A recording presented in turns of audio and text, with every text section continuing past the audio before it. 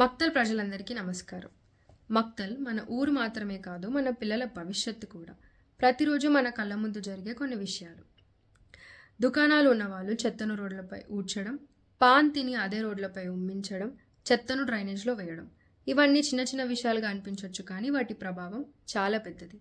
ఆ చెత్త డ్రైనేజ్లో బ్లాక్ అయ్యి నీళ్లు నిలవడం జరుగుతోంది. దానివల్ల దోమలు పెరుగుతున్నాయి. మన పిల్లలకు డెంగ్యూ, మలేరియా వచ్చే అవకాశం 60-70% వరకు ఉంటుంది. ఇదంతా మనం దోమల మందు ద్వారా తగ్గించవచ్చు అనుకుంటాం, కానీ ముందు పరిశుభ్రతను పాటించాలి. ఇంకొక విషయం, మనం ఇష్టం వచ్చినట్టుగా చెత్తను రోడ్లపై పడేస్తే అదే చెత్తలో ఎంతోసేపు నుంచొని పనిచేస్తున్నారు మన మున్సిపల్ వర్కర్స్. వారికి చర్మ సమస్యలు, శ్వాస తీసుకునే సమస్యలు వచ్చే అవకాశం 40-50% వరకు ఉంటుంది.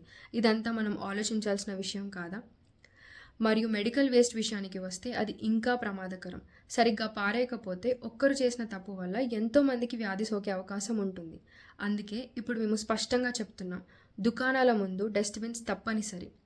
డ్రైనేజీలు చెత్త వేయడానికి కాదు, రోడ్లు చెత్త కుండ్లు కాదు. వీలైనంత తక్కువగా ప్లాస్టిక్ని వాడుదాం.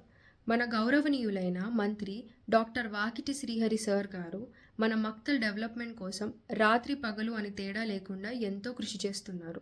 అందుకే మన మంత్రి గారు, చైర్పర్సన్ వాకిటి మానస గారు, నేను మరియు వార్డ్ కౌన్సిలర్స్ అందరం కలిసి మక్తల్ని 6 నెలల్లో చెత్తలేని మక్తల్లా మార్చాలని నిర్ణయించుకున్నాం.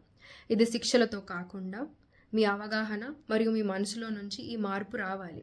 మన పిల్లలు రోడ్లపై ఆడుతున్నప్పుడు వారికి దోమల భయం కానీ, వ్యాధుల భయం కానీ లేకుండా ఉండాలి అంటే మనం మారాలి. శుభ్రమైన మక్తలే ఆరోగ్యమైన మక్తల్.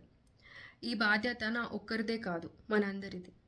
ఇట్లు B. Shaivireddy, municipal vice chairperson. ధన్యవాదాలు.